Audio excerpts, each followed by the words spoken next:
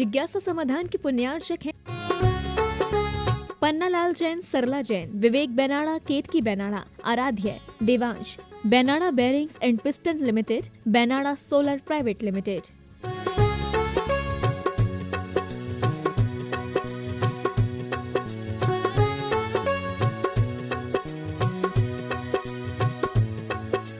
सुंदरतम आगमानुसार व वास्तुनुरूप मंदिर, वेदी, मानस्तंभ, कीर्ति स्तंभ एवं भाव चित्र जैन स्थापत्य एवं शिल्पकला को समर्पित से सबसे विश्वसनीय नाम Erasmic marbles, Makrana, Rajasthan. Our speciality works in Makrana super white marble. एक वर्ष में संपूर्ण भारत में 225 से अधिक कीर्ति स्तंभों को स्थापित करने का रिकॉर्ड। विशेषज्ञ पॉजिटिव एनर्जी युक्त भाव चित्र। शिल्प कार्य हेतु संदीप जैन गोधा 9829078311, शशांक जैन 9413838987, प्रतीक जैन 9414116825। Website www.erasmicmarbles.com।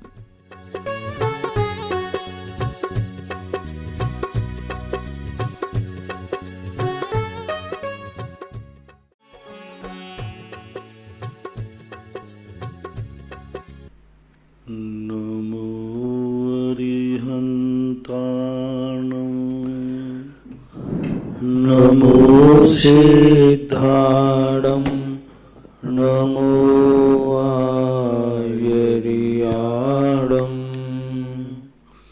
नमो वज्रायाणं नमो लोये सर्वसाहोडम्। पंच परमेष्टि भगवान की जय हो। आचार्य श्री गुरुवर कुंद कुंद महाराज की जय हो। आचार्य श्री गुरुवर विद्यासागर महाराज की जय हो। परम पूज्य निर्व्यापक मुनि श्री 108 सुधा सागर जी महाराज की जय हो। अजमेर से कथांश जैन की जिज्ञासा है। महाराज श्री के चरणों में नमोस्तु। महाराज श्री, आपने प्रवचन में बताया था कि माता पिता को हमेशा अच्छा कहो, और अगर माता पिता जी अधर्म व असंयमी का साथ देते हों और घर में दो भाई बहन संयमी हो और एक भाई असंयमी हो तो कैसे उनको अच्छा कहें? कृपया समाधान करें। किसी अपवाद मार्ग से नीति नहीं बदली जा सकती। कोई गुरु खोटा निकल जाए तो गुरु की परिभाषा नहीं बदली जाएगी। मान लो कोई खोटा गुरु हो तो फिर गुरुओं के संबंध में जो कहा जाता है कि गुरु की महिमा वर्णी ना जाए, गुरु को गोविंद के बराबर किया जाता है, तो कोई खोटे गुरु भी निकलते हैं। लेकिन खोटे गुरु से गुरु की महिमा जब गाई जाएगी तो उसमें कमी नहीं लाई जा सकती। इसी प्रकार माता पिता की जो नीतियाँ संसार में शास्त्रों में बनाई हैं, वो किसी एकाध माता पिता यदि गलत निकल आए, पापी निकल आए, सही में निकल जाए, उससे उपदेश की परिभाषाएं नहीं बदली जाएंगी। उपदेश की परिभाषा तो वही होगी जो आदर्श है, जो नीति न्याय से चली आई है। 100 में से 98 बेटे की गलती होती है, 2% बाप की गलती होती है। तो 98% पर ही उपदेश दिया जाएगा। 98% जो भी आजकल जितने विघटन होते हैं, जितने लोगों में घरों में झगड़े होते हैं, वो बेटे बहू को लेकर के नियम से होते हैं। माँ बाप नहीं छोड़ना चाहते, वो खुद छोड़ के जाते हैं। हाँ, 2% में जरूर माँ बाप गलत हो सकते हैं, तो गलत माँ बाप के लिए गलत का ही रूप रहेगा। आप अपने माँ बाप गलत हैं तो आप अपने संयम की रक्षा कीजिए, आप अपने धर्म की रक्षा कीजिए। यदि वो अधर्म का सहारा दे रहे हैं तो आप उनका सहारा मत दीजिए, आप उनका साथ मत दीजिए। हमने ये थोड़ी कहा है, हमने तो अच्छे माता पिता के लक्षण बताए हैं। यदि कोई माता पिता गलत है तो वो माता पिता के लक्षण से रहित है, उसके साथ वही व्यवहार करो जिस प्रकार की गलती उसमें है। हमारे उपदेश में तो जो नीतियां हैं अनादिकाल की, उन नीतियों को ध्यान में रखकर उपदेश दिया जाता है, व्यक्ति विशेष को नहीं दिया जाता। व्यक्ति विशेष यदि खोटा है तो आपका दुर्भाग्य कि आपको खोटा बाप मिला। आपके दुर्भाग्य, आपने कोई ऐसा पाप किया है जो आपको ऐसा खोटा पिता मिला। और अब यदि आपको ज्ञान हो रहा है ऐसा, तो अपने आप को तटस्थ कर लीजिए, विरोध करने की अपेक्षा मध्यस्थ हो जाना ज़्यादा ठीक है। फाइटिंग नहीं करना। फाइटिंग करने में हर व्यक्ति जो तुम्हारे पिताजी के संबंध में नहीं जानता है वो आपको ही बुरा कहेगा कि कितना दुष्ट बेटा है, बाप को ऐसी गाली देता है, बाप के साथ ऐसा कर रहा है। क्योंकि माता पिताओं के संबंध में अनादि काल से अच्छी धारणा बनी हुई है सबकी।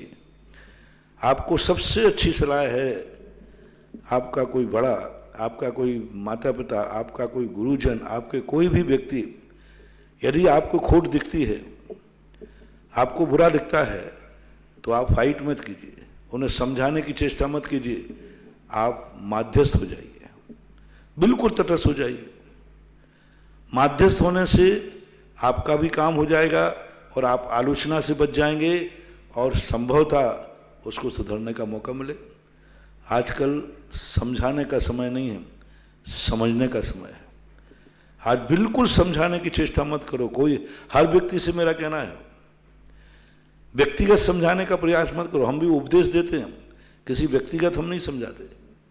कोई व्यक्तिगत केस हमारे पास आते हैं, कुचित कदाचित मैं टाइम देता हूँ, कुचित कदाचित, जबकि सब मुझे मालूम है कि ये मेरे आदेश को मान ही जाएगा। बाकी बहुत सारे व्यक्तिगत केस आते, महाराज जी हमारा ये है, आप, मैं टाइम नहीं देता। मैं कहता हूँ कि तुम्हें समझाने की जरूरत नहीं। उपदेश में मैं किसी व्यक्ति को नहीं समझा रहा हूँ, उपदेश में हम नीतियाँ दे रहे हैं जो हमारे शास्त्रों में आई। और व्यक्तिगत हम समझाना बिल्कुल आज के युग में, किसी को कुछ भी कर रहा है करने दो, गलत कर रहा है करने दो, बुरा कर रहा है करने दो, आप मत पड़ो उसको समझाने का, नहीं तो वो तुम्हारा बुरा कर देगा। बुरा आदमी को समझाने में अर्थ है वो तुम्हारा बुरा कर देगा, वो उल्टी फाइटिंग करेगा। अच्छा तुमने मुझे वो कर रहे हो, अब मैं तुम्हें भी देखता हूँ, वो अभाग्य नहीं मानेगा। आज पंचम काल के युग में किसी को समझाओगे वो अभाग्य नहीं मानेगा। वो ये नहीं समझेगा कि हमारे लिए उन्होंने उपकार किया, बल्कि वो तुम्हारे विरोध में जाएगा, वो तुमसे बैर साध लेगा, वो तुम्हें भी बुरा करने का प्रयास करेगा, तुम्हें भी बुरा करने का प्रयास करेगा। यदि तुमने उसको मालूम चल गया कि हमारी बुराई इनको मालूम चल गई है, तो आप देखना वो तुम्हें भी बुरा कर देगा। इसलिए समझाओ मत, समझ करके मौन हो जाओ, मौध्यस्थ हो जाओ। हमारे यहाँ दो बातें कहीं, एक और वहाँ बोलो, अपृष्टैरपि वक्तव्यम सुसिद्धांतार्थ विप्लवे, वहाँ बोलो जहाँ तुम्हारी चलती हो, जहाँ सामने वाला अवभाग्य मानता हो कि हमारे लिए समझा रहे हैं, हमारे अवभाग्य हैं, और जहाँ उल्टा तुम्हारे लिए बार करने को तैयार हो जाए, बिल्कुल मत समझाना। दोष वादे च मौन्यम, पूज्यपाद स्वामी ने कहा बिल्कुल मौन धारण कर लो, देखना बंद करो, सुनना बंद करो, बोलना बंद करो, अपने आप में आ जाओ। दुनिया जैसी है वैसी चलेगी। तुम कौन होते हो किसी को सुधारने वाला? हमारे शास्त्रों में कहा जो सुधरने आवे तो सुधारो। तुम सुधारने का अहंकार क्यों करते हो? क्यों तुम्हें अहंकार है कि मैं इसको सुधार दूं? कई लोग कहते हैं महाराज मैं इसलिए बीच में बोला जिससे मैं सुधार दूं। तुम्हें अधिकार किसने दिया था? सुधारने का अधिकार किसने दिया था? बेफालतू पंचायत कर रहे हो, बेफालतू पंचायत करने। कई लोगों को बड़ा शौक होता है पंचायत करने का। अरे तुम्हें पंच किसने बनाया? पहले बताओ, कौन ने वोट दी थी? किसने वोट दिया तुम्हें? तुम अपने आपको आई एम सरपंच, तुम्हें किसने चुना, किसने वोट दिया? अनुग्रह उसका करो जो अनुग्रह के आभे, अनुग्रह चाहे तो करो तो आपका ठीक रहेगा और आपकी है। आप बिल्कुल माध्यस्थ हो जाइए, तटस्थ हो जाइए, इसी में आपका भला है। बुझौलिया से बरका सोन इनकी जिज्ञासा है। नमोस्तु मुनिश्री, इनकी जिज्ञासा है महाराज श्री प्रकृतिबंध, स्थितिबंध, अनुभाग बंध और प्रदेश बंध से क्या तात्पर्य है? प्रकृतिबंध और प्रदेश बंध से योग तथा स्थितिबंध और अनुभाग बंध से कसाय किस प्रकार होती है? द्रव्य संग्रह की 33 नंबर की कार्य एक प्रकार का आगम वचन, एक सैद्धांतिक प्रक्रिया है कि जब कोई कर्म बंध होते हैं तो उसके 3 बंध, प्रकृति, प्रदेश, स्थिति और अनुभाग, ये 4 बंध होते हैं। प्रकृति बोलते स्वभाव को, नेचर को। जो कर्म वर्गणाएं हैं अभी एक सामान्य है, वे किसी नेचर की नहीं है, एक पुद्गल स्कंध है, कर्म वर्गणा रूप है। अब उसमें योग के माध्यम से हम नेचर डालते हैं, ये वर्गणाएं इस कार्य को करेंगे, इस कर्म को, इस गुण को ढांकेंगे, यह फल देंगी, तो इसको बोलते प्रकृति। प्रदेश बंध क्वांटिटी, कितने अंश में है, कितनी मात्रा में प्रदेश हैं, संसार में वर्गणाएं भरी हैं, तो कितना हमें वर्गणाएं लेना है, ये अनुभाग का अर्थ है क्वालिटी। इसकी शक्ति क्या है, अनुभाग क्या। प्रदेश में क्वांटिटी देखी जाती है और अनुभाग में क्वालिटी देखी जाती है। कैसे क्वालिटी का, कितनी ताकत लेके आए। स्थिति का अर्थ होता है ठहरना, ये कितने समय तक फल देंगे, उसकी जो कसाय, कसाय से स्थिति और अनुभाग बंद होता है, क्योंकि कसाय जो है परिणामात्मक होती है। कसाय में मंदता तीव्रता होती है, और योग जो होते हैं उनमें मंदता तीव्रता होती है, लेकिन वो योग एक पुद्गल से विशेष रूप से संबंध होता है। कसाय का संबंध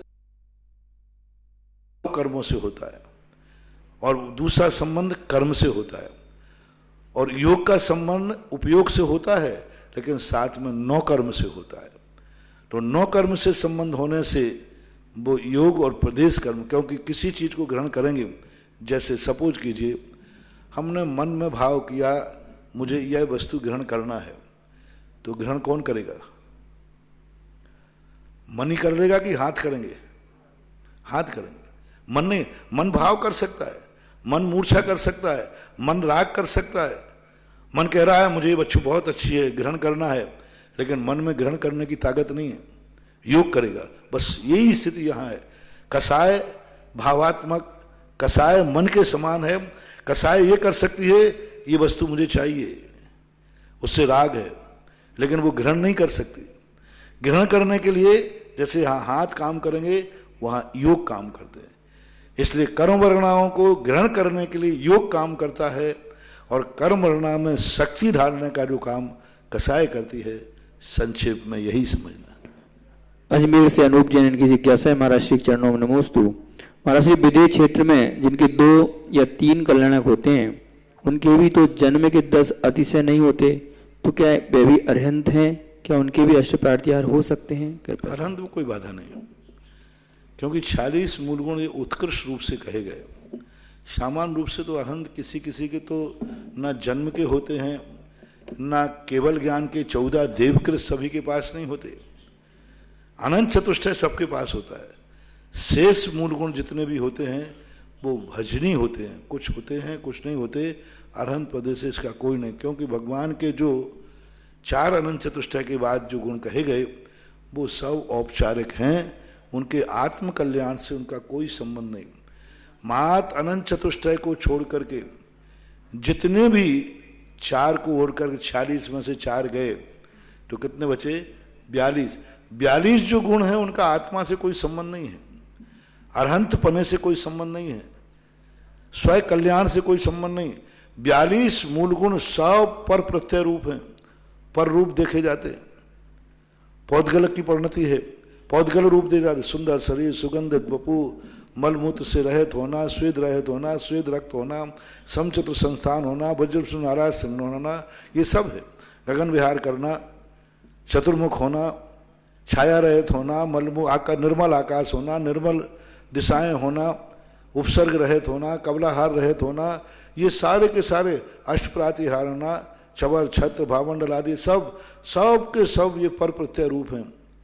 और जितने जो पर प्रत्यय रूप हैं ये कोई अरहंत के लिए साधक कारण नहीं है, ये तो वैभव है। एक होता है लक्षण, एक होता है वैभव, एक होता है स्वलक्षण और एक होता है पर लक्षण। तो ये जो 42 मूल गुण हैं ये सब पौधगलक हैं, दिव्य धुनी पौधगलक है, सारे के सारे देख लो आप। कोई भी जितने 14 देवकृत हैं वे सब पौधगल है। जन्म के केवल ज्ञान के जितने अतिशय हैं सब पौधगलक है। अब केवल ज्ञान के अतिशय में आप क्या करोगे? दिव्य धुनी आदि का जो कुछ भी हो रहा है वो सब अपने आप में पौधगलिक रूप होते हैं। मात अनंत चतुष्टय अरहंत के वास्तविक लक्षण जो है अनंत चतुष्टय, उसमें किसी प्रकार कमी नहीं होना चाहिए, तो वो सदा सबके पास पाया ही जाता है। ललितपुर से पंडित आलोक मोदी, इनकी जिज्ञासा है, गुरुवार के चरणों में नमोस्तु। महाराज श्री मेरी जिज्ञासा है कि वर्तमान बुद्धिमान आयु के क्षय होने में प्रदूषित वातावरण का, धूम्रपान का, मद्यपान का आदि दुर्व्यसनों का नियम से प्रभाव पड़ता है। मेरी जिज्ञासा यह है कि ऐसा जीव अपने जीवन काल के 8 अपकर्ष काल में से यदि पहले ही अपकर्ष काल में नवीन आयु का बंध कर लेता है तो उसकी बची हुई तिहाई पूज्यमान आयु में उक्त प्रदूषण आदि का प्रभाव पड़ेगा कि नहीं, क्योंकि ऐसा कर्म सिद्धांत है कि आयु बंध के पश्चात शेष भुज्यमान आयु आगामी विद्यमान आयु का आवादा काल है और आवादा काल का क्षय नहीं होता। ऐसी परिस्थिति में प्रदूषित वातावरण या दुर्व्यसन आदि में एवं कर्म सिद्धांत में कैसे सामंजस्य बिठाएं, कृपया समाधान। यदि प्रथम अवकाश काल में किसी ने आयु बंद कर लिया तो वो ऐसे कार्य नहीं करेगा जैसा कि उसकी आयु कर्म की उदीर्णा हो, और करेगा तो उससे आयु कर्म की उसकी उदीर्णा नहीं होगी, निषेक उदीर्णा होगी। दो उदीर्णाएं होती हैं, एक निषेक उदीर्णा और एक स्थिति उदीर्णा। स्थिति उदीर्णा नहीं होगी, निषेक उदीर्णा तो होगी। निषेक उदीर्णा कैसे होगी? देखो उसको नुकसान क्या होगा।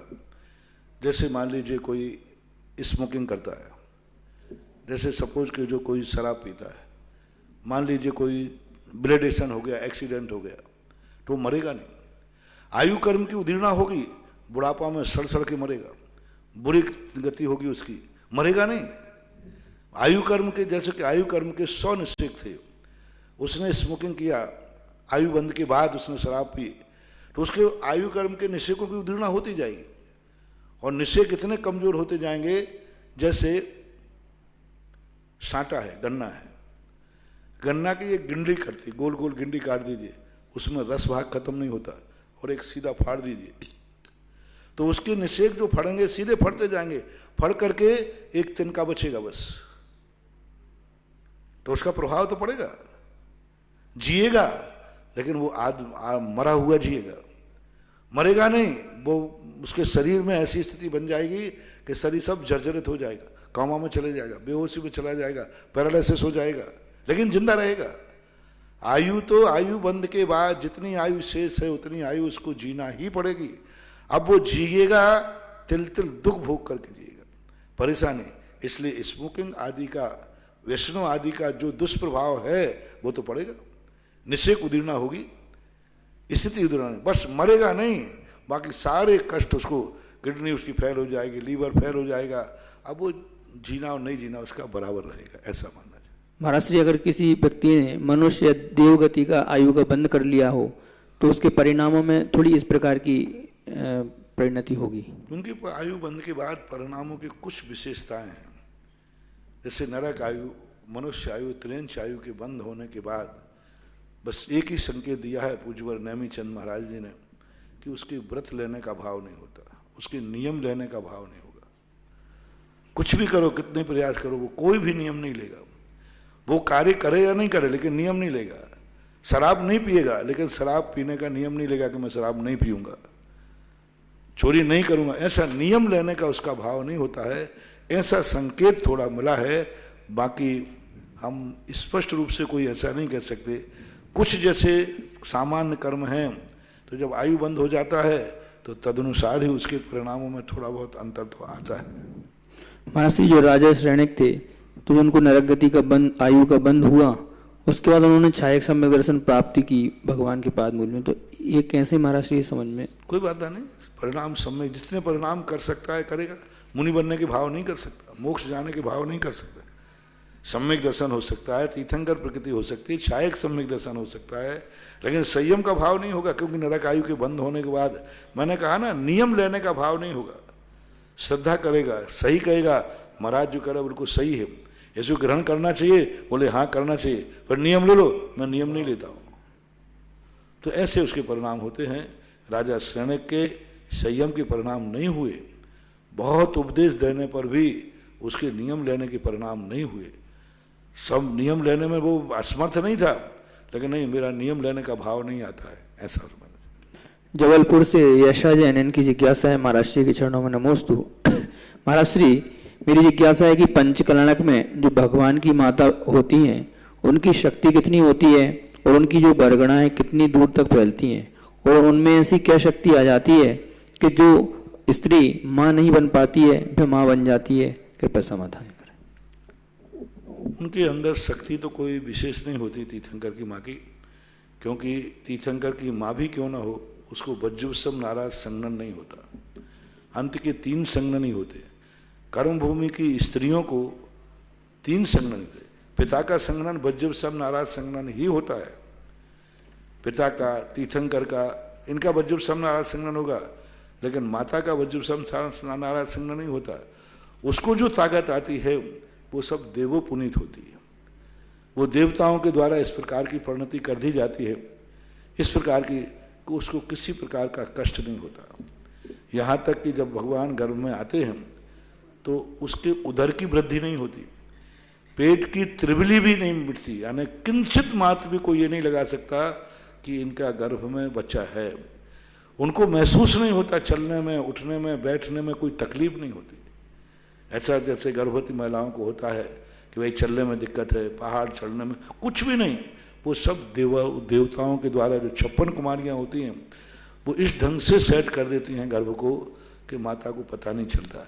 लेकिन स्वयं माता की शक्ति जो है वो कोई ज़्यादा नहीं, हीन संग्रहण के हैं, 3 हीन संग्रहणों में है। हाँ, हीन संग्रहणों में भी सबसे उत्कृष्टता उनको पाई जा सकती है। रही बात माँ की गोद आदि भरने का, उनके लिए ये भावनात्मक है, माँ की तरफ का अतिशय कम है।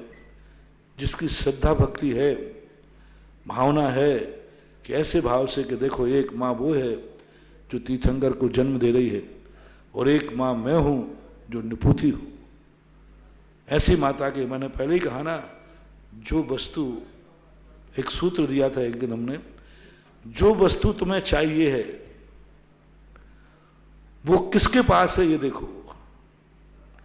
जो वस्तु तुम्हें चाहिए है वो किसके पास है, और जिसके पास है उसको जय जयंत करना शुरू कर दो। सीधा सिद्धांत है, सीधा सिद्धांत। तुम भगवान बनना चाहते हो तो बस निर्णय एक ही करो, कोई भगवान बना है कि नहीं बना है, बस उसको नमोस्तु करना शुरू कर दो। तुम गुरु बनना चाहते हो, साधु बनना चाहते हो और तुम नहीं बन पा रहे हो, साधु को नमस्कार वंदना शुरू कर दो। तो जिसके पास जो वस्तु है उसको जय जिनंद करना, उसकी पूजा करना, उसकी प्रशंसा करना, उसके देख करके आनंद मनाना, बस यही है वस्तु को प्राप्त करने का तरीका। तो जो निपुति है वो भगवान की माता को प्रणाम करती है, उनकी गोद भरती है, उनकी प्रशंसा करती है, उनकी सेवा करती है, तो बस बंदे तद्गुण लब्धे वाली बात हो जाती है। ये सिद्धांत है। जबलपुर से ऋतुराज जैन की जिज्ञासा है। नमोस्तु महाराज श्री ग्रंथ त्रिलोपणति चतुर्थ अधिकार गाथा 611-12 में सुपार्श्वनाथ एवं शीतलनाथ भगवान का चिन्ह क्रम से नंद्यावर्त और स्वस्तिक का बताया गया है, पर आज प्रचलन में सुपार्श्वनाथ भगवान का स्वस्तिक और शीतलनाथ भगवान का कल्पवृक्ष का चिन्ह किस आधार से लिया गया है? इस संबंध में अभी गोष्ठी में भी वर्षा योग में डिस्कशन हुआ। आचार्यों का मत ही मानना चाहिए, कोई कारण तो देखने में आया नहीं, क्योंकि पूज्यवत त्रिलोकपर्णतिकार ने भी इन दोनों तीर्थंकरों के चिन्हों को अलग रूप से स्वीकार किया है। तो अब ये 2 आचार्यों के मत हैं, इसमें हम कोई निर्णय नहीं दे सकते, क्योंकि दोनों आचार्य मान्य हैं, पूजनीय हैं, प्रमाणिक हैं। और जब दोनों प्रमाणिक हैं तो अपन कोई एक पर निर्णय करना अपने अल्प ज्ञानी की क्षमता के बाहर है। इसलिए अपन को दोनों मत स्वीकार करके दोनों को स्वीकार कर लेना चाहिए। अब नहीं चल रहा है तो वर्तमान में जो चल रहा है वह चलने दो, क्योंकि चिन्हों से अपना कोई फर्क नहीं पड़ता, अपना भगवान से फर्क पड़ता है। भगवान नहीं बदलना, चिन्ह बदल जाए तो चल जाएगा। एक मूर्ति पर देवगढ़ के अंदर 5 चिन्ह थे, 5 चिन्ह, स्वस्तिक था, चकवा था, कमल था, सर्प था और एक और ऐसा शेर था। अब 5 चिन्हों वाली मूर्ति निकली, सीधे स्पष्ट 5 चिन्ह बने। तो अब हम क्या करें इसके लिए? अब मिल गई मूर्ति, इतिहास है, अब कुछ कर नहीं सकते। आचार्य शिष्य का, तो आचार्य ने कहा ये विचित्र बात है। तो हमने उस मंदिर का नाम रखा था, एक अलग से मंदिर बैठा ला मैंने, एक छोटा सा मंदिर था, मैंने कहा ये मूर्ति अलग से ही बैठना चाहिए। तो उन्होंने हमने रखा, हमने नाम उसका विचित्र मंदिर। तो आचार्य ने कहा विचित्र नहीं, अनुपम मंदिर। तो आचार्य सिंह ने जब अनुपम किया तो मैंने उसका अनुपम, श्री दिगंबर जैन अनुपम मंदिर उसका नाम ही रखा। मैं क्या रखूं?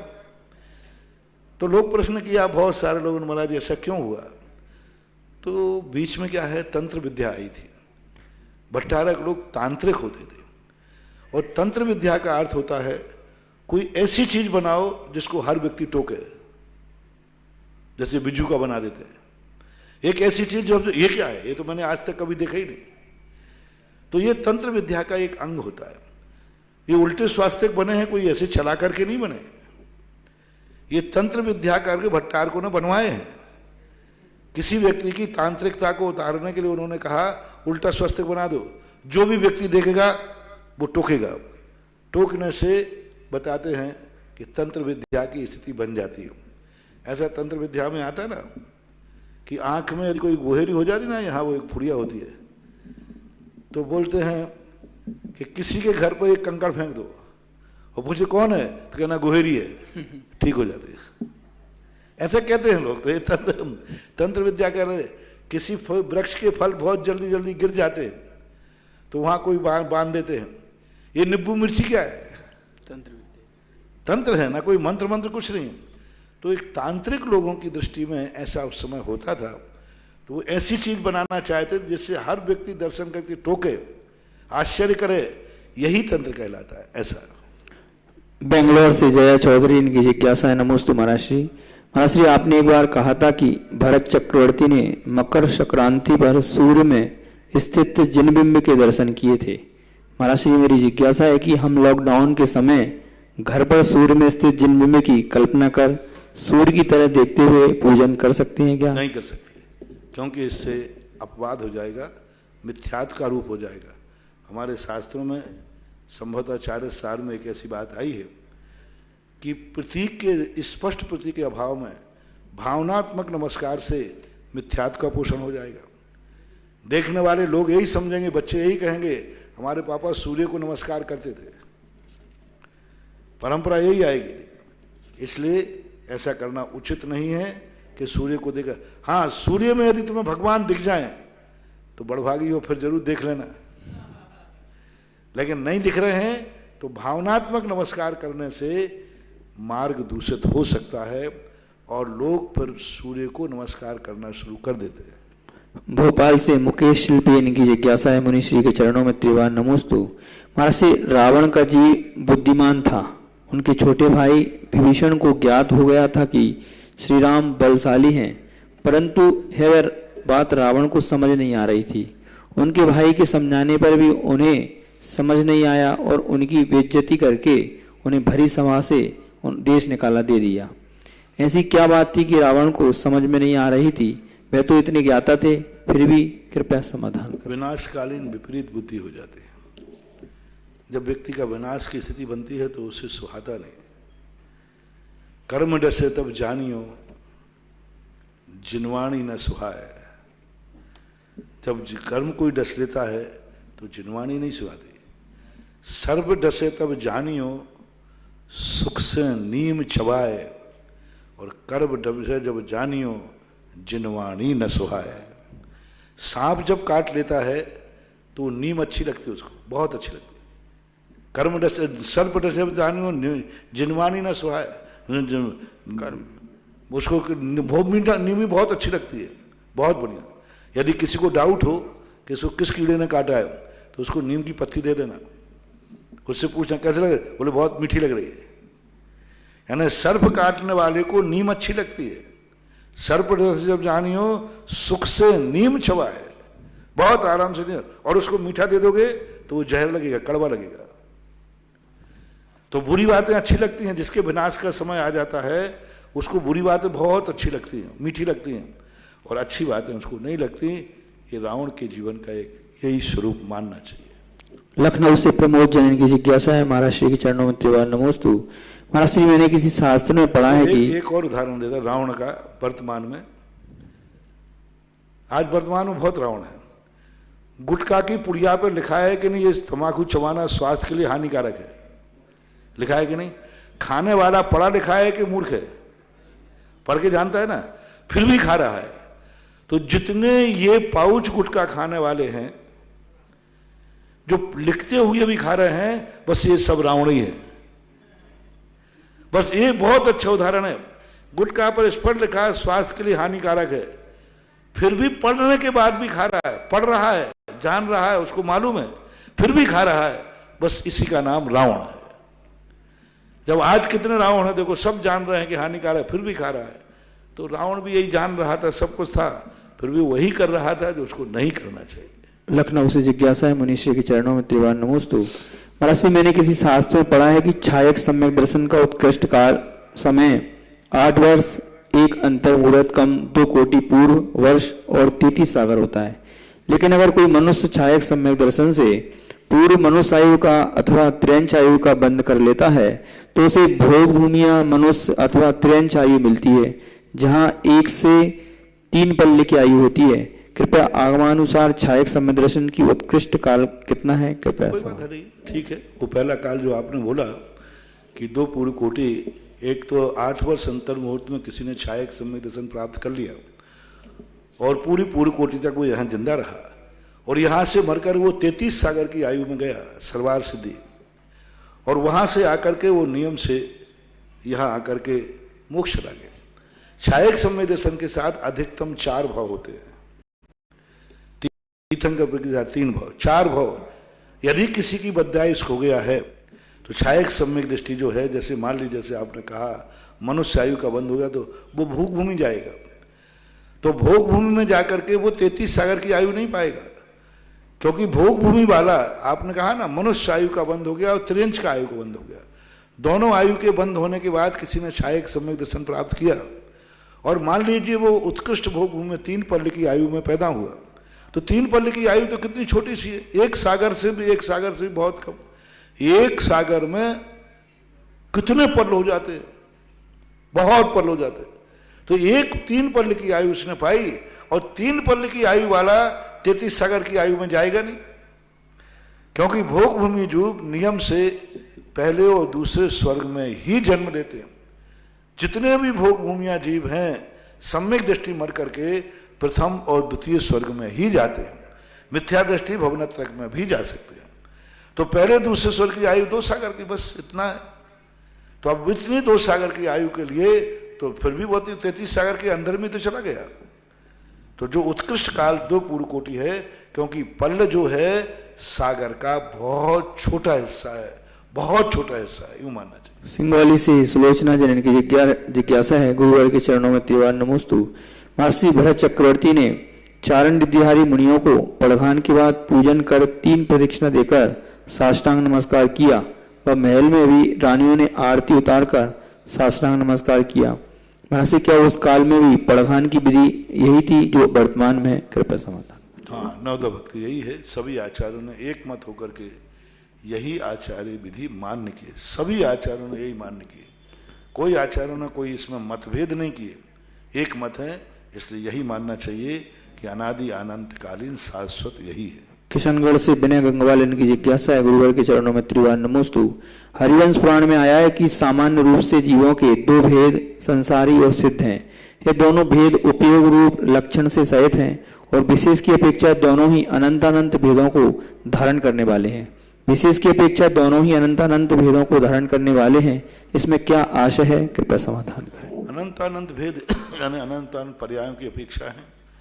जैसे संसार में अनंतानंत जीव हैं, बड़फदिकाई अजीवा अनंतानंता, पुड़ुकाई अजीवा संकेजा संकेजा, आहुकाई अजीवा संकेजा संकेजा, बाहुकाई अजीवा संकेजा संकेजा, बड़फदिकाई अजीवा अनंतानंता, हरिया विया अंकुरा छन्ना। ये कितने जीव हैं? अब हम देख लो ना कितने जीव हैं संसारी के। नरक है, नरक में भी भेद हैं, मनुष्यों में भेद है, त्रियंशों में भेद है।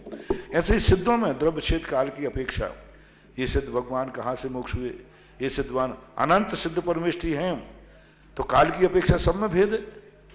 कोई 1 काल पहले गए, कोई 2 काल पहले गए, कोई पहले गए, तो काल की अपेक्षा से अनंत भेद है, क्षेत्र की अपेक्षा से भेद है और परिणामों की अपेक्षा उनकी एक है और पर्यायों की अपेक्षा से कोई जीव अनंत काल पहले गए, कोई जीव आगे अनंत काल पर्यायों को नई पर्यायों को भोगेंगे। उनके जो परिणाम हैं अविभागी प्रतिषेध अगुरु लघु गुण की जो पर्याय अर्थ पर्याय है, उस अर्थ पर्याय को लेकर के वो अनंत अनंत भेद बन जाएंगे। क्योंकि प्रति क्षण अर्थ पर्याय नया नया सुख भोग रहे हैं, तो उस नए नए सुख के भोक्ता की अपेक्षा से जो सिद्ध परमेष्ठी अभी है, जो सुख भोग रहा है, दूसरे क्षण में बिल्कुल भिन्न हो जाएगा। क्योंकि अर्थ पर्याय एक समयवर्ती होती है, और एक समयवर्ती जो ज्यादा उसका भोगना वाला जो वेददि वेदिज्यदि समये समये विनश्यदे वही हम तम जान गोदुनाने उभय मभि न कंकदि कयावी। पूज्यवर कुंद भगवान की गाथा है, जो वेददि वेदिज्यदि, एक समय में जिसने जो पर्याय वेदन कर ली है वो पर्याय अब दोबारा उसको वेदन करने में नहीं आएगी। तो वेदन जिसको वेदा जा रहा है वो भी नया है, और जो भोगता है वो भी नया है। क्योंकि अब जो नई पर्याय निकलेगी उसको हम भोगेंगे, और जो भोगने वाला है वो अब नई पर्याय को भोगेगा। तो अंतर के अर्थ पर्यायों की अपेक्षा से जीवों के, सिद्ध भगवानों के भी अनंत अनंत भेद बनते हैं। क्योंकि प्रति क्षण उनका सुख नया होता है, सुख भी नया होता है, आनंद भी नया होता है। इस अपेक्षा से सिद्धों के भेद मानना चाहिए। श्री माधोपुर से प्रकाश संजय इनकी जिज्ञासा है, गुरुदेव के चरणों में त्रिवार नमोस्तु। महाराज श्री, मेरी जिज्ञासा है कि राजस्थान में तथा खासकर शेखावाटी क्षेत्र में छोटे गांवों पहले चैत्यालय हुआ करते थे। उनमें से कुछ चैत्यालयों के भगवान दूसरी जगह शिखरबंद मंदिर जी में विराजमान कर दिए गए हैं। उन चैत्यालयों के भवनों का क्या उपयोग किया जाना चाहिए, कृपया समाधान। क्या कर सकते, कुछ नहीं हम बोल सकते। अपने सुरक्षित रखो, सुरक्षित नहीं होते हैं तो कोई अच्छे काम में स्कूल वगैरह के लिए दे दो, और क्या करते हैं। और क्या करते हैं, अब प्रकृति है, बदलती रहती है। खंडर होते हैं, कभी महल थे, आज वो खंडर हो गए, खंडर से भूमि हो जाती है। अब इसका कोई विशेष शास्त्रों में ऐसा कोई उल्लेख नहीं किया गया। लखनऊ से संदेश जनन की जिज्ञासा है, महाराज श्री के चरणों में त्रिवार नमोस्तु। महाराज श्री, मेरी जिज्ञासा है कि भक्तांबर स्त्रोत की तरह स्वयंभू स्त्रोत्र को चमत्कारी क्यों नहीं माना गया है, जबकि स्वयंभू स्त्रोत में तो 24 तीर्थंकरों का गुणानुवाद है। स्वयंभू स्त्रोत में चमत्कार क्यों नहीं है, हाजी कृपया समाधान। एक तत्व दृष्टि है और एक भक्ति की दृष्टि है। स्वयंभू स्त्रोत वो तात्विक दृष्टि से लिखा गया जिसको पढ़ने से हमारे संसार का विच्छेद होता है, जिसको पढ़ने से हमारे लिए संसार की हेयता नजर आती है, जिसको पढ़ने से हमें सत्य का दर्शन होता है। और भक्तांबर स्त्रोत वो स्त्रोत है जिसको पढ़ने से हमें वैभव की उपलब्धि होती है। उनके अंदर जो मंत्र हैं, बीजाक्षर हैं, वो हमें संसार में जीना सिखाते हैं। स्वयंभू स्त्रोत संसार से तारना सिखाता है, और भक्तांबर स्त्रोत संसार में जीना सिखाता है। स्वयंभू स्त्रोत पढ़ने से हम संसार से तर जाएंगे, और भक्तांबर से हम संसार से तरेंगे तो ही, लेकिन संसार में भी हम अच्छी तरह जी सकते हैं।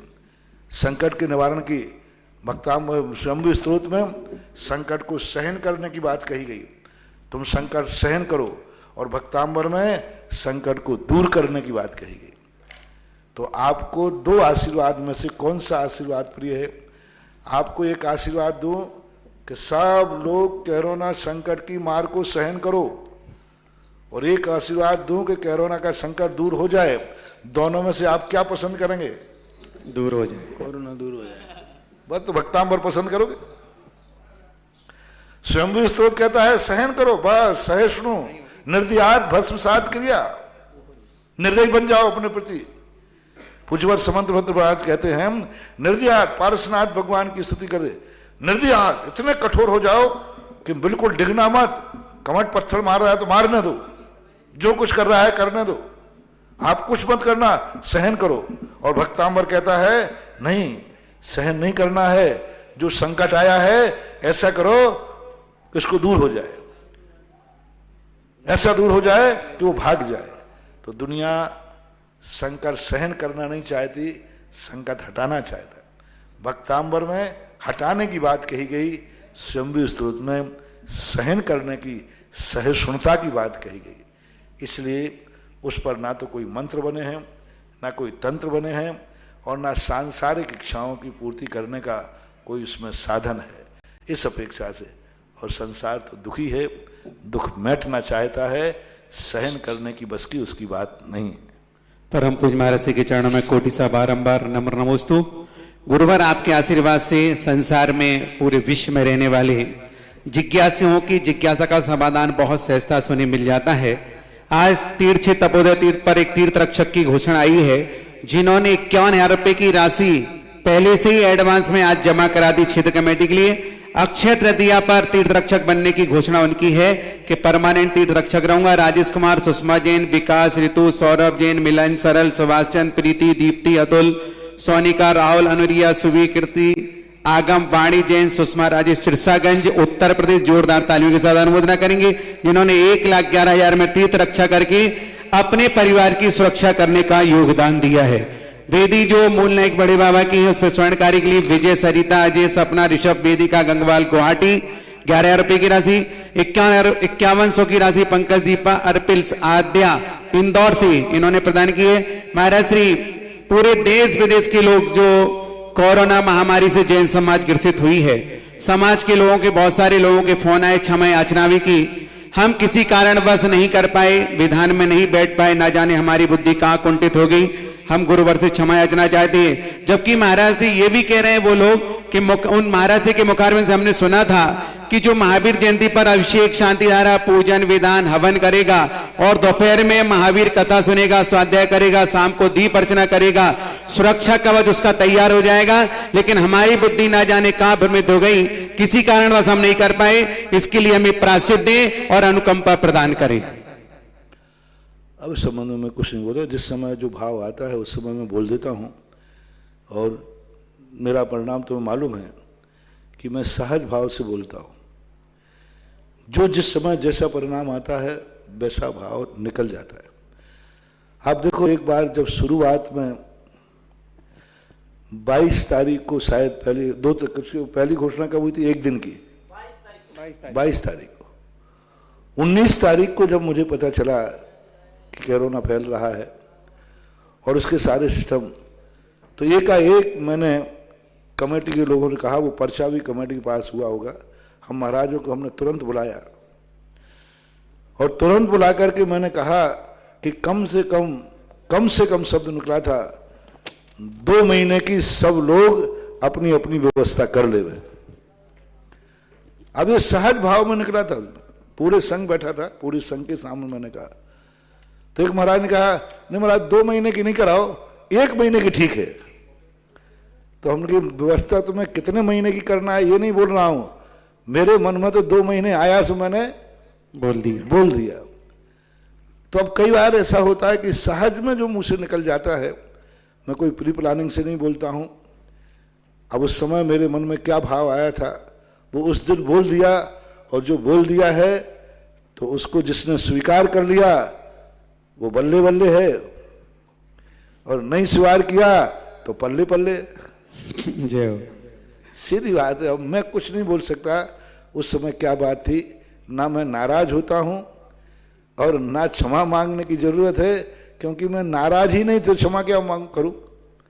मैंने तो काम also milestone, also signboard, मैं तो एक माइल स्टोन हूं, बस जो बाजू में खड़ा हुआ ये दिखाता हूं, ये रास्ता इधर गया, ये रास्ता इधर गया। ना मैं सड़क हूं कि तुम मेरे ऊपर गाड़ी चला दो, और ना मैं गाड़ी हूं जिसमें बैठकर तुम चले जाओ, और ना मैं ड्राइवर हूं कि तुम्हारी जिंदगी गाड़ी चलाने लग जाओ। मैं तीनों नहीं हूं, ना ड्राइवर हूं, ना गाड़ी हूं, और ना सड़क हूं। मैं तो वहां साइड में खड़ा हुआ एक माइल स्टोन हूं, बस जो एक संकेत देता हूं कि ऐसा करो। बस करना नहीं करना, होना नहीं होना, ये माइल सिस्टम का काम नहीं है। तुम मंजिल तक पहुंचोगे, माइल सिस्टम की कोई गारंटी नहीं है। माइल सिस्टम दिशा बता दी कि ये दिशा है, अब तुम वहां तक पहुंच ही जाओगे। माइल सिस्टम इसकी गारंटी नहीं लेता।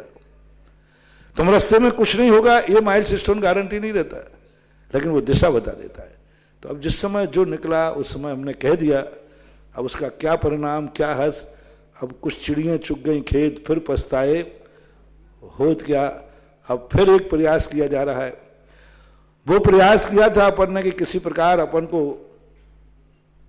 कोरोना जो है समाप्त हो जाए, भाग जाए। अब अक्षय तृतीया का प्रयास है कि कोरोना का तो भागते हुए कोई लक्षण नजर नहीं आ रहे हैं, बस अपना सुरक्षा कवच बना लिया जाए, अपने अंदर ऐसी एनर्जी, ऐसी ताकत प्राप्त किया जाए कि कोरोना बना भी रहे तो वो हमारा कुछ भी ना बिगाड़ पाए। अक्षय तृतीया का जो भक्तांबर है, अक्षय तृतीया की जो पूजा है, आज से ही वो शुरू कर दी। आज शांति धारा में मैंने एक नया शब्द बोलना शुरू कर दिया। मैंने वो बोलना, क्योंकि अभी तक मैं बोलना कोरोना महामारी शांत्यर्थम, शांत बोले, लेकिन अब उसमें अपन ने प्रयास कर लिया, दुश्मन अशुभ कर्म टलने को तैयार नहीं है। जब दुश्मन अपने से पार से टलने को तैयार नहीं, तो दूसरा उपाय बताया, अपनी सुरक्षा करो, सुरक्षा कवच बनाओ। इसलिए आज से मैंने कह दिया कि कोरोना शांत्यार्थम नहीं, कोरोना निवारणार्थम औषधि निर्माणार्थम, यानी अब जगत के लिए औषधि मिलना चाहिए कि कोरोना बना रहे तो बना रहे। जैसे मलेरिया है, तो मलेरिया दुनिया में है कि नहीं है, लेकिन दवाई है, बिफोर टाइम भी है और बाद में भी। बस अब कोरोना तो जाएगा नहीं, अनंत अनंत काल बीमारी आ गई वो तो रहेगी। बस अब एक ही उपाय है, मलेरिया नहीं गया आज तक, हजारों साल से मलेरिया चल रहा है। कब से चल रहा है? शास्त्रों में हजारों साल से मलेरिया चल रहा है, हजारों साल तक चलेगा। फिर उससे आप क्यों नहीं डर रहे हो? क्योंकि उसकी दवाई आपके पास है। बस ऐसे ही कोरोना तो अब आ गया तो वो तो रहेगा, वो जाने वाला नहीं है। अब तो एक ही उपाय है कि हमारे पास दवाई होना चाहिए और दवाई का टीका बन जाए, और फिर कोरोना से कहे तू आराम से रहे, मेरे पास दवाई आ गई है। तो बस अब 1 महीना तो अपन ने उसको हटाने का प्रयास किया। अब 1 महीना जो है, ये मई का महीना, इसमें एक ही ताकत लगा रहा हूं कि किसी भी प्रकार दुनिया में कोरोना की दवाई निकल जाए, कि वो दवाई लगाने के बाद कोरोना बीमारी न हो गए। औषधि निर्माण, आज ही सुबह की बात शांति धारा में, आज मैंने इतने दिनों में नहीं आया, इतने दिनों में एक बार भी मैंने नहीं बोला, आज परिवार निकला औषधि निर्माणार्थम महाबीमारी कोरोना शांत्यर्थम अपि कोरोना औषधि निर्माणार्थम। तो अब अक्षय तृतीया का जो विधान है, अक्षय तृतीया का भक्तांबर है, वो इसी के लिए है, कोरोना हटे या ना हटे, लेकिन हमारे पास ऐसी ताकत, ऐसी औषधि, ऐसे सुरक्षा कवच आ जाए कि वो हमारा कुछ भी बिगाड़ ना पाए। वो रह भी जाए तो भी हमें कोई हानि नहीं होगी, क्योंकि हमने ऐसी शक्ति प्राप्त कर ली। तो अब वो महावीर जयंती का भक्तांबर अलग उद्देश्य को लेके था, वो महावीर स्वामी का भक्तांबर था, और अक्षय तृतीया पर आदिनाथ भक्तांबर विधान है। वो महावीर भक्तांबर विधान था, उसका मंत्र अलग था, उसका मंत्र अलग था, उसका जाप अलग था, उसका विधान अलग था, उसका भाव अलग था, उसका लक्ष्य अलग था, और वो महावीर स्वामी के बीजाक्षर अलग थे। अब ये जो परसों परसों 25 तारीख को इसका मंत्र अलग होगा, इसका उद्देश्य अलग होगा, इसका लक्ष्य अलग होगा, और ये आदिनाथ भगवान के बीजाक्षर अलग होंगे। मानना भी अलग है ये, और भाव और लक्ष्य भी अलग है। परम पूज्य महाराज के चरणों में जेके जैन जयपुर गुरुवर के चरणों में नमोस्तु। गुरुवर जैन सिटीजन फाउंडेशन ट्रस्ट द्वारा अजय गंगवाल जी के सहयोग से आपके आशीर्वाद से 131 लोगों को उनके द्वारा खास सामग्री खरीदने पर दुकानदारों को पेटीएम द्वारा भुगतान करके सहायता कर दी गई।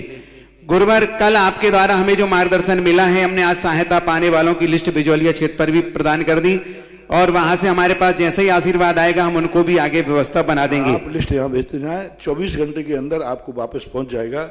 आज जो आपने भेजी थी प्राय बहुत कुछ ओके हो गई है, कुछ 1-2 गड़बड़ भी निकले हैं, तो अच्छा है कि यहाँ से ओके करा के भेजें। ये बहुत अच्छा, क्योंकि यहाँ जो भी नाम हमारे पास आ रहे हैं 24 घंटे के अंदर वो दुनिया में कहीं भी है, उसका कहीं ना कहीं पता करके और उसको सुविधा दी जा रही है। पूरे भारत में नेटवर्क बिछ गया है, दातार भी तैयार हैं, श्रेष्ठ भी तैयार हैं, और भेज भी रहे हैं। कोई भी अभी तक किसी का लौट के नहीं आया, महाराज जी मेरे पास कुछ नहीं पहुंचा। एक दूरी है तो एक दिन लेट हो सकते हैं, लेकिन महाराज जी उन्होंने कहा कि आपके निर्देशन का पूरा अक्षर से पालन होगा। मेरा दाता कहना है कि थोड़ा सा जल्दी स्पीड न बढ़ाएं, जबरदस्ती ये सहयोग ना देवें, जिसको जरूरत है उसी देवें, क्योंकि 3 तारीख के बाद इसकी इससे भी ज्यादा जरूरत पड़ेगी। अभी जो दे रहे हो उससे 100 गुना पूर्ण समय लगेगा 3 तारीख के बाद।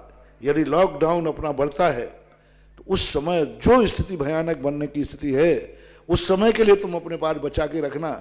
कल के दिन बाद में मैं तुम्हें समाचार दूं तो महाराज हमारी तो जितनी शक्ति थी मैंने बांट दिया।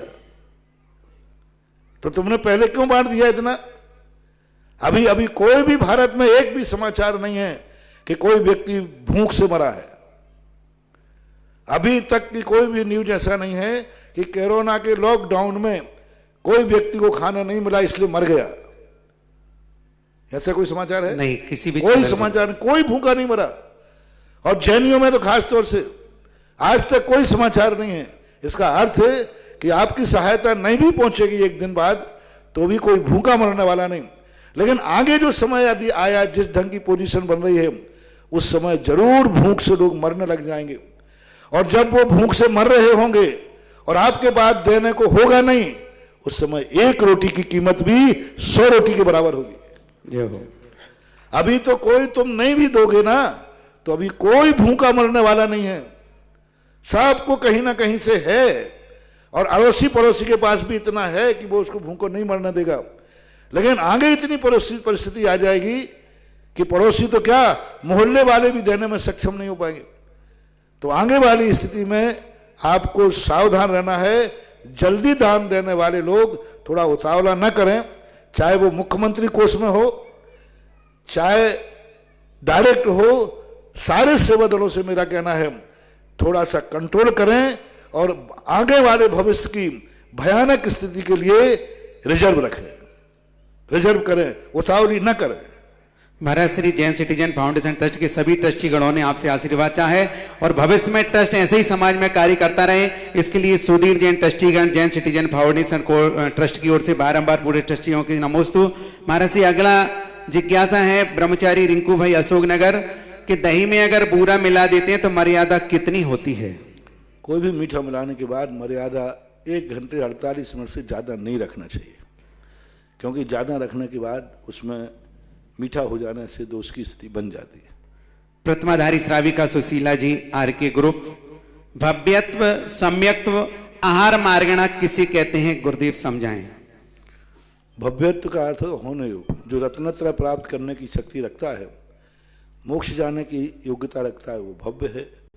सम्यक मार्गणा उसे कहते हैं जो सम्यक दर्शन की मार्गणा होती है। हालांकि मिथ्या दर्शन भी सम्यक मार्गणा में ही आता है। जैसे संयम मार्गणा में असंयम, असंयम कोई मार्गणा नहीं है। संयम मार्गणा में असंयम को ले लेते हैं, सम्यक्त मार्गणा में ही मिथ्यात्व को ले लेते हैं। मार्गणा समय मिथ्यात्व नाम की कोई मार्गणा नहीं होती, सम्यक्त मार्गणा में होती है। तो सम्यक्त एक मार्गणा पर्टिकुलर एक डिपार्टमेंट है, उसमें मिथ्या दर्शन से लेकर के सारे सम्यक दर्शनों की चर्चा है। पहला गुण मिथ्यात्व की भी चर्चा है, मिथ्यात्व में कितने जीव हैं, मिथ्यात्व के कितने भेद हैं, सासाधन सम्यक की चर्चा है, सम्यक मिथ्यात्व की चर्चा है, उपसम सम्यक दर्शन की, क्षयोपसम की, छायक सम्यक दर्शन की चर्चा है, इनके गुणस्थानों की चर्चा है। तो इसको बोलते हैं मार्गणा। मार्गणा का अर्थ है जहाँ जीव को खोजा जाए, मार्गणा खोजना। जीव कहाँ कहाँ मिलेगा उसको मार्गणा कहते हैं। जीव कहाँ कहाँ रहता है, किन किन स्थानों पर जीव का परिचय, जीव का संसार अवस्था में एड्रेस क्या है, एड्रेस का नाम मार्गणा कहलाते हैं। और ओघ होता है, ये गुणस्थान कहलाते हैं। गुणस्थान का अर्थ होता है कि वह जीव गुणस्थान परख करके किन परिणामों के साथ जी रहा है। मनुष्य तो है, मनुष्य में जीव को खोजा, ये जीव कहाँ है, मनुष्य में है।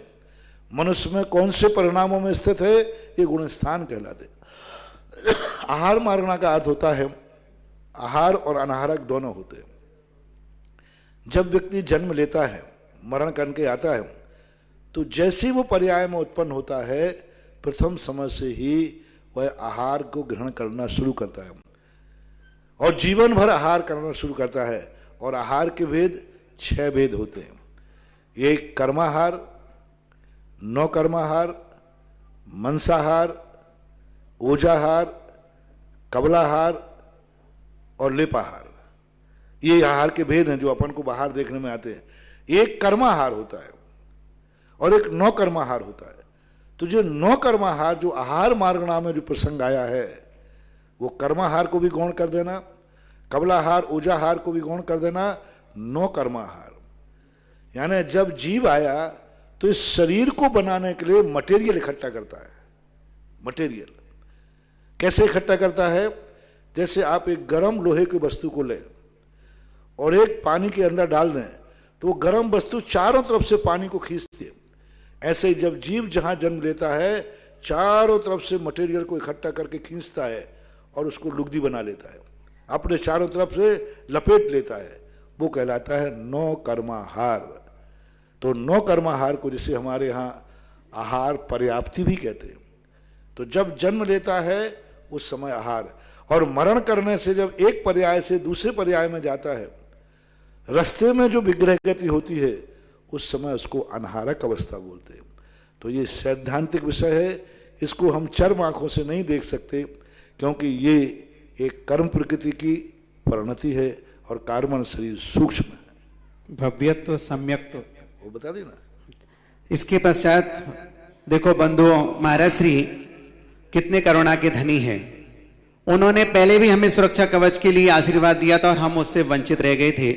आने वाली 26 तारीख को अक्षय तृतीया के दिन पुनः सुरक्षा कवच बनाने के लिए हमें अक्षय तृतीया महापर्व को दान दिवस के रूप में मनाना है, जिस पर पारस चैनल पर सुबह 8 बजे से 11 बजे तक लाइव टेलीकास्ट के माध्यम से आप अपने घर के टीवियों के सामने बैठेंगे, रंगोली का मांडा बनाएंगे, थाली में मांडा बनाएंगे, द्रव्य को धो करके रखेंगे, महाराज श्री स्वयं अपने मुखारविंद से अभिषेक की क्रिया कराएंगे, शांति धारा कराएंगे और उसके पूर्व विनय पाठ आदि से लेके पूजन, अक्षय तृतीया महापर्व की पूजन, आहार दान की पूजन और भक्तांबर महामंडल विधान और इसके पश्चात हवन की क्रिया और इसके बाद विसर्जन आदि की क्रिया भी महाराज श्री के सानिध्य में होगी। तत्पश्चात मुनिराज की आहारचर्या भी देखने का सौभाग्य आपको मिलेगा क्योंकि आहार दान का सबसे बड़ा प्रसंग है उस दिन।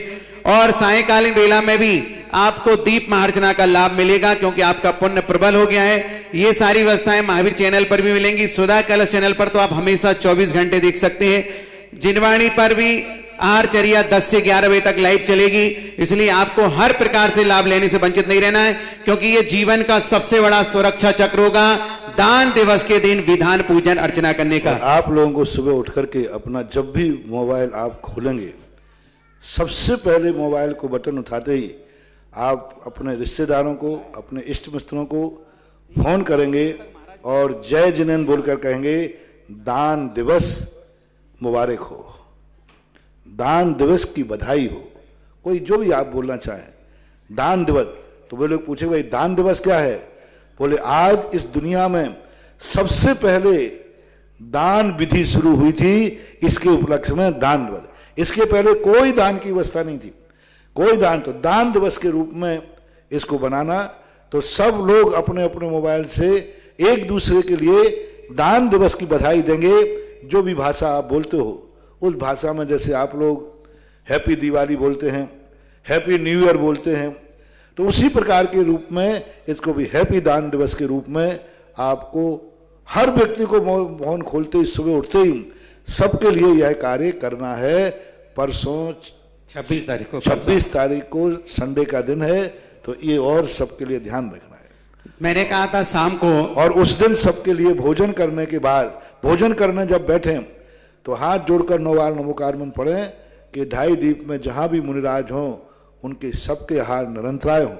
इस समय मुनिराज भी लॉकडाउन से प्रभावित हैं, मुनिराज सब लॉकडाउन के अंदर सब लोग पैक हैं, तो उनके लिए भी आप भावना भाएंगे कि मुनिराज जहां भी जैसे हों स्वस्थ हों, निरंतर आहार हों।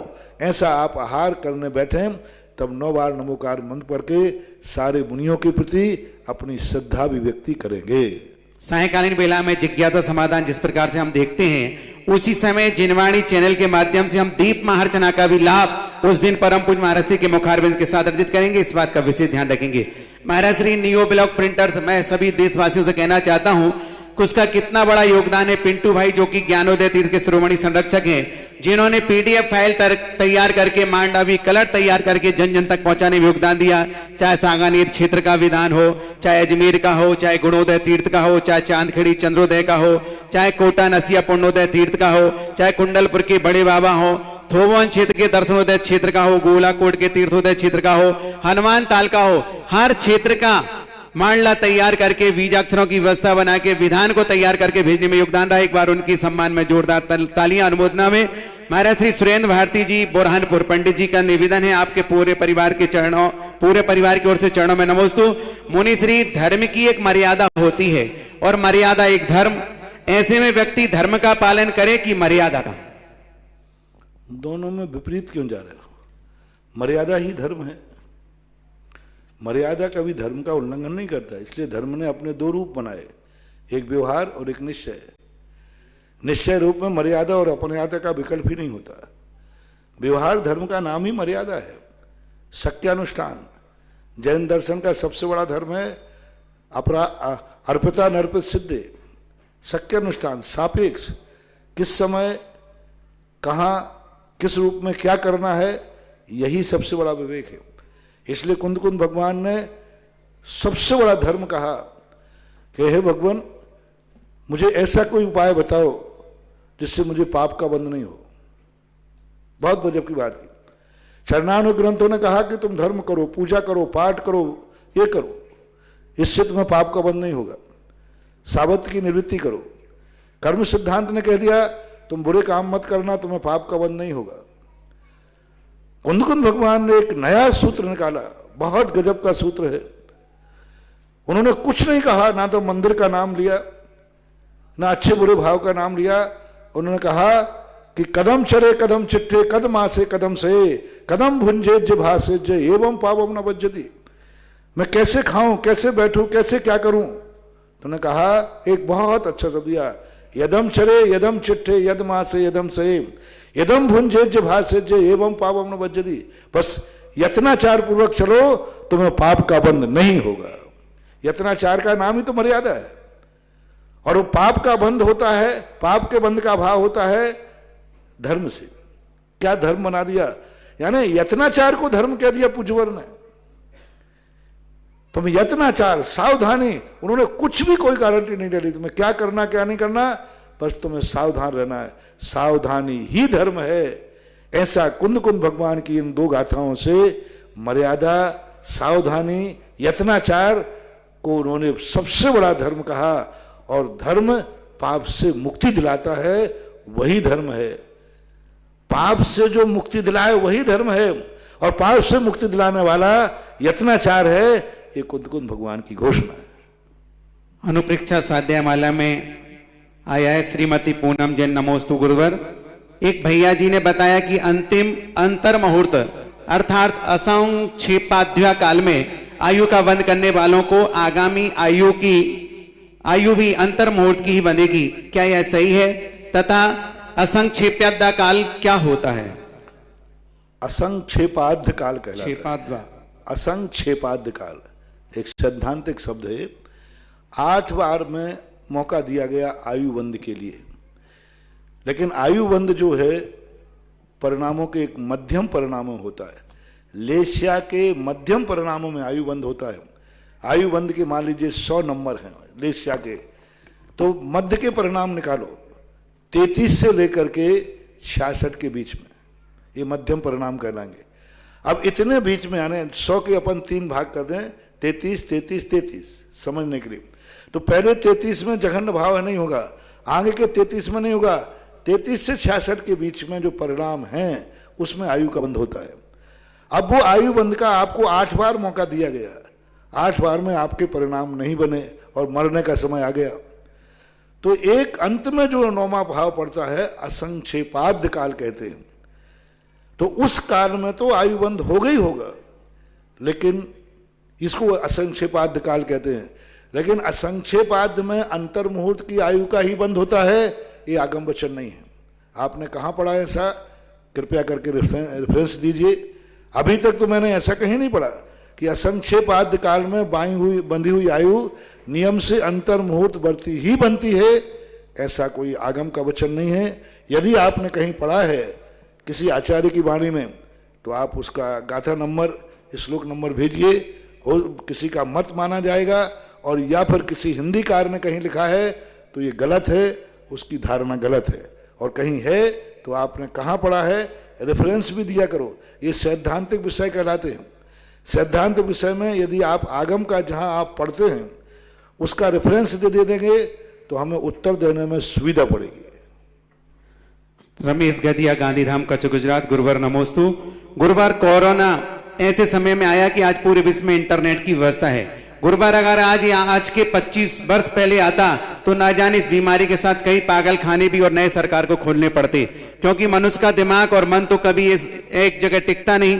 तो उस समय मनुष्य क्या करता। आज एक कोरोना का यह तो भरपूर एहसान है कि अभी आदमी दिन भर इंटरनेट के कारण फुल बिजी चल रहा है, एक भी मिनट को उसको फुर्सत नहीं है। गुरुवार ऐसे में कोरोना के उपकार तो हमें यह मानना ही चाहिए कि भाई तू इस समय आया जब इंटरनेट चालू है। गुरुवार यह भी क्या इस तरह उपकारी नहीं हुआ? देखो, मैंने इसके मन में कल बोल दिया था कि यदि टीवी जब ही उपकारी है जब लोग इसका उपयोग कर रहे हैं, और कई लोग टीवी पर बैठ करके गंदी पिक्चरें देख रहे हैं, ब्लू पिक्चरें देख रहे हैं, क्योंकि टीवी पर इस समय सारी अच्छी चीजें नहीं आ रही हैं, बुरी भी आ रही हैं। इस समय सारा इंटरनेट जो है आपका अच्छी चीजों से भरा हुआ नहीं है। इस समय गंदी चीजें देने वाले लोग भी अपनी पूरी ताकत लगाए हुए, क्योंकि वो समझ रहा है कि इसमें सबसे ज्यादा देखने वाले लोग घरों में। तो ये तो हम टीवी को अकेला नहीं कह सकते, ये तो देखने वाले की है कि वो टीवी से कितना लाभ ले पा रहा है। अच्छा व्यक्ति है तो अच्छा लाभ ले रहा है, बुरा व्यक्ति है तो वैसे वो धंधे में व्यस्त रहता था, रोजी रोटी में व्यस्त रहता था, अपनी नौकरी में व्यस्त रहता था, इसलिए टीवी पर गंदे चित्र नहीं देख पाता था, गंदी पिक्चर नहीं देख पाता था, कम देख पाता था। अब वो ज्यादा देख रहा है क्योंकि फ्री है। पहले महीने में हफ्ते में एक पिक्चर देखता था क्योंकि प्रतिदिन उसको फ्री नहीं है। अब वो फ्री है तो हफ्ते में 8 पिक्चर देख रहा है। अब ये टीवी से लाभ कहूं कि हानि कहूं, फैसला आपके हाथ में। पहले नौकरी धंधे में था तो हफ्ते में 1 पिक्चर देखता था, महीनों में 1 देखता था, और अब फ्री होने से दिन भर में कितनी देख लेता है, कई बार 2 और 3 भी देख ले तो कोई बड़ी बात नहीं। पहले उसको टीवी खोलने का समय नहीं होता था, गंदे चित्रों को, गंदी बातों को सुनने का। अब फ्री है तो कुछ ना कुछ करता रहता है। तो अब ये तो ये निर्णय करना पड़ेगा उसके ऊपर उपयोग पर। और मैंने जो अच्छे लोग हैं, मैंने तो कल कहा था कि ये जो धर्म की बातें जो फैला रहे हैं चैनल वाले, और जो दातार इस समय जो अपनी बात के लिए सारी दुनिया में भेज रहे हैं, इनको तो भारी पुण्य है। दूसरी बात, ये मत समझो कि कोरोना आज आया, इससे बड़ी बड़ी बीमारियां भारत में उस समय आ गई हैं जिस समय मोबाइल भी नहीं थे, टीवी भी नहीं थे, कुछ भी नहीं था। आवागमन के साधन भी बिल्कुल नगण्य थे, बिल्कुल नगण्य थे, कुछ थे ही नहीं। सामान बैलगाड़ियां थी, कोई विशेष वाहन भी ज्यादा नहीं चलते थे। उस समय भी ये महा बीमारियां आई। एक अकाल नाम की बीमारी आई थी, अभी तो तुम्हें 1 महीना ही हुआ है लगभग लॉकडाउन हुए। 12 साल का लॉकडाउन हुआ था एक बार, ईसा शताब्दी 100 वर्ष पहले, भद्रबाहु स्वामी ने 12 साल का अकाल पड़ा था, और इतना भयंकर अकाल पड़ा। अभी तो कुछ भी नहीं है, कुछ भी नहीं है। उस समय तो लोग मिट्टी खाने लगे थे, इतनी स्थिति बन गई थी।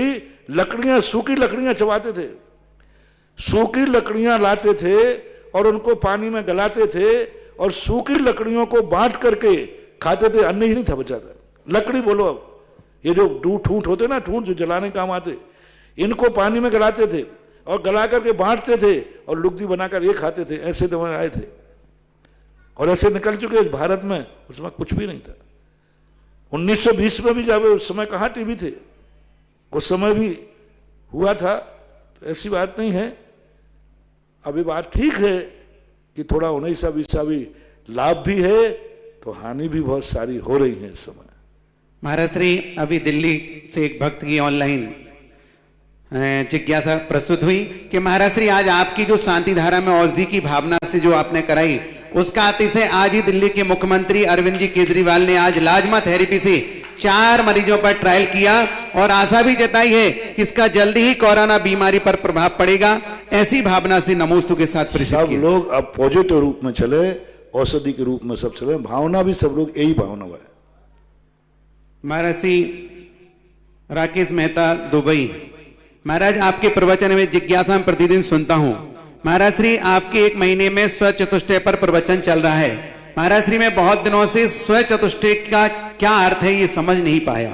स्व शक्ति हमारा एक धार्मिक शब्द है। स्व चतुष्टय, स्व शक्ति, स्व दृष्टि, स्व ज्ञान, स्व सुख और स्व पावर।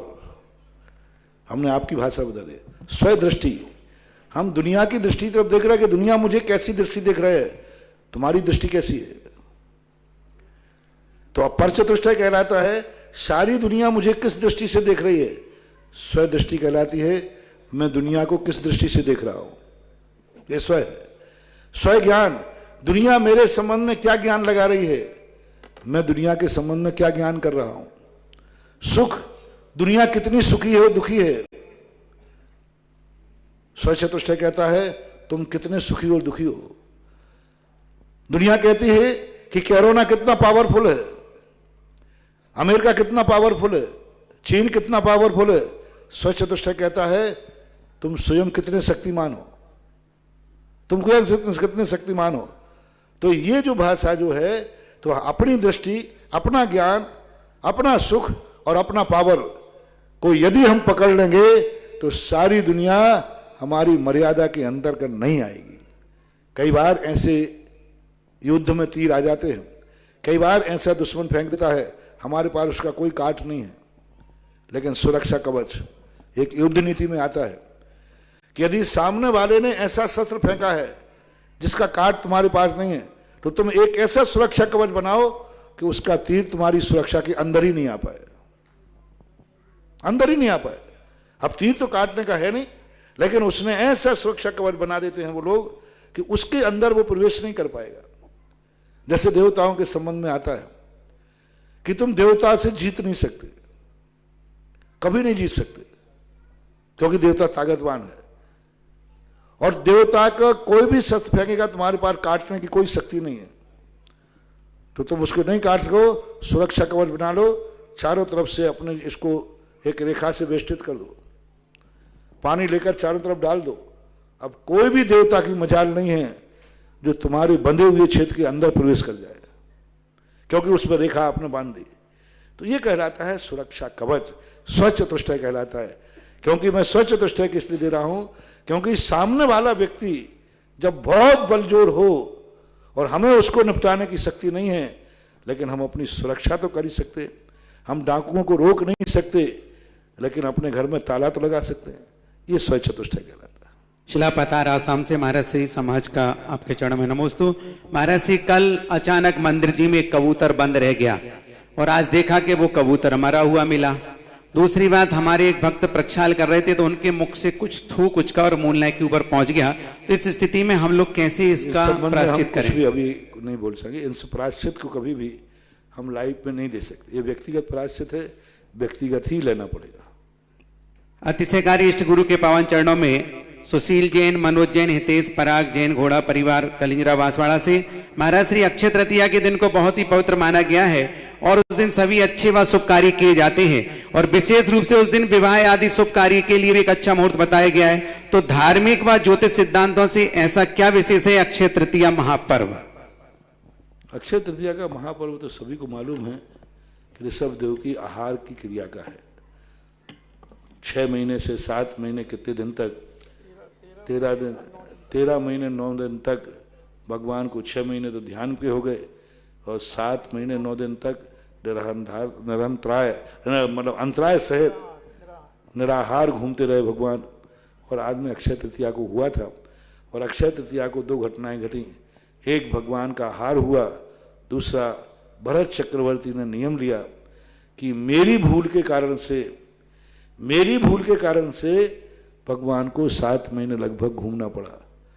तो उसने कहा कि चाहे महाराज होवे या नहीं होवे, हम द्वार छेपण जरूर करेंगे, यानी दरवाजे के ऊपर एक अंतर मुहूर्त के लिए हम मंदिर से आकर और भोजन के पहले एक प्रकार का द्वारा छेपण करें। क्योंकि पहले उस समय भगवान आकाश मार्ग से आते थे। तो अभी लोगों ने कहा महाराज सब लोग नवदा भक्ति करें। नवदा भक्ति तो नहीं बनेगी, क्योंकि नवदा भक्ति में तो जब तक सामने मुनिराज नहीं हो या मुनिराज की मूर्ति नहीं हो तब तक नवदा भक्ति कैसे करोगे? ये हो सकता है कि सभी लोग उस दिन कुछ समय के, लेकिन अब हो नहीं पाएगा क्योंकि उस समय हमने कार्यक्रम अपना ऐसे रख दिया। अपने दरवाजे पर एक कलश की स्थापना जरूर कर सकते हो। अपने अपने दरवाजे उस दिन एक मंगल कलश मिट्टी का, उस पर श्रीफल अथवा तांबे का अथवा पीतल का, जो भी आपकी सुविधा हो, एक रंगोली बना करके, जैसे आप मुनिराज का पड़गहन करते हैं, महावीर जयंती की रंगोली भगवान के जन्म दिवस के ऊपर थी। ये रंगोली बिना प्रतियोगिता के, अभी तुम्हारी रंगोली की इतनी संख्या हो गई थी कि वो जांच चल रही है, चिंता मत करना, वो अभी जांच काफी चल रही है उसकी, बहुत लंबी संख्या है। और लॉकडाउन होने से जांच में थोड़े टाइम लग रहा है। वो आपका जो हो, आपकी जो रंगोली आपके दरवाजे फेरे सुबह उठ करके, वो पड़गहान की फेरे। जैसे आप मुनिराज आते हैं तो घर के आगे चौक पुराते हैं दरवाजे पर, तो इसको रंगोली ना कह करके चौक मारना कहो। रंगोली जन्म कल्याणक के दिन की रंगोली तो ठीक थी, वो रंगोली थी, वो खुशी थी, वो खुशहाली थी, मंगल थी, सगुन थी। अब इसको रंगोली शब्द का प्रयोग नहीं करूंगा, इसको चौक कहूंगा। चौक पूरना, मुतियन चौक पुराए, तो इसको रंगोली शब्द, रंगोली राग रंग के लिए की जाती है रंगोली, और ये है वीतरागी मुनिराज के लिए। तो हर व्यक्ति अपने घर के सामने चौक पूरेगा, यानी वो सामान वही रहे, कलर वही रहे, रंग वही रहे, लेकिन एक उसका नाम दे चौक। और चौक पूरने के बाद आपकी अनुकूलता के अनुसार एक मंगल कलश की स्थापना दरवाजे पर कर सकते हैं, और वो दरवाजे पर रखा हुआ मंगल कलश ही आपका एक पड़गहन का संकेत माना जाएगा। ऐसा आप कर सकते, उसमें जल भर के रखना, या कुछ थोड़ा बहुत कोई उसमें चीज डाल दे, सुपारी वगैरह, हल्दी वगैरह, कुछ ऐसा। देसना पटवारी बिजौलिया, खाली नहीं रखें, कुछ ना कुछ तो उसमें डालें। देसना पटवारी बिजौलिया, नमोस्तु गुरुवर। मेरी जिज्ञासा है कि दिव्य ध्वनि के बारे में हमारी जिनवाणी में बतलाया है कि अरिहंत भगवान की दिव्य ध्वनि ओम स्वरूप है, इसमें अक्षर नहीं होते, तो यह स्यादवादमयी, इसका क्या अर्थ है? ओम रूप तो नहीं लिखा है भगवान की वाणी को, ना तो वो ओम है, अक्षर तो होती नहीं, अनक्षरी होती है। स्यादवाद रूप का अर्थ होता है सापेक्षवाद, यानी एक ही एकांत रूप नहीं होती। सापेक्ष यानी वस्तु नित्य भी है, वस्तु अनित्य भी है, पर्याय की अपेक्षा अनित्य है, द्रव्य की अपेक्षा नित्य है। जैसे एक व्यक्ति बेटे की अपेक्षा पिता है और अपने पिता की अपेक्षा बेटा है, तो इसको बोलते हैं स्यादवाद। वस्तु एक है, दृष्टिकोण अनेक है। एक वस्तु को जब अनेक दृष्टिकोण से देखा जाता है तो उसे स्यादवाद कहते हैं। स्यादवाद है ना कथन की पद्धति, स्यादवाद, वाद है ना कथन, इस अपेक्षा से यह है, ऐसे कथन करने का नाम स्यादवाद है। जिज्ञासा समाधान के पुण्यार्चक थे पन्नालाल जैन, सरला जैन, विवेक बेनाड़ा, Ketaki Benada, Aaradhya, Devansh, Benada bearings and piston limited, Benada solar private limited.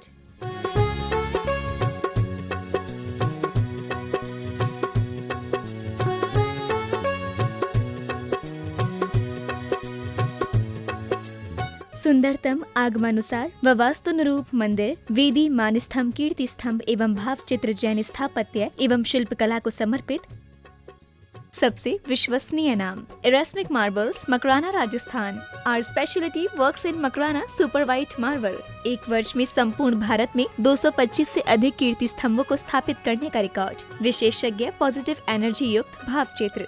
शिल्प कार्य हेतु संदीप जैन गोधा 9829078311, शशांक जैन 9413838987, प्रतीक जैन 9414116825। Website www.erasmicmarbles.com।